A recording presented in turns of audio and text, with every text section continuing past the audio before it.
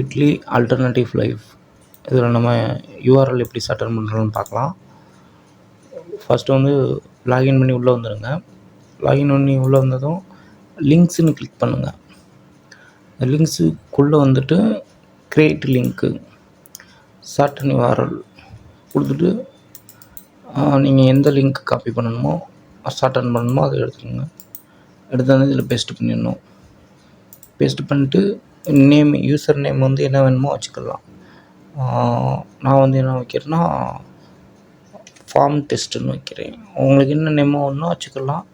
இல்லை நேமு வேணாம் ரேண்டமாக வேணும்னா நீங்கள் அதை எம்டியாக விட்டுட்டு அப்படியே சட்டன் கொடுத்துக்கலாம். நான் F1ன்னே வச்சுக்கிறேன்.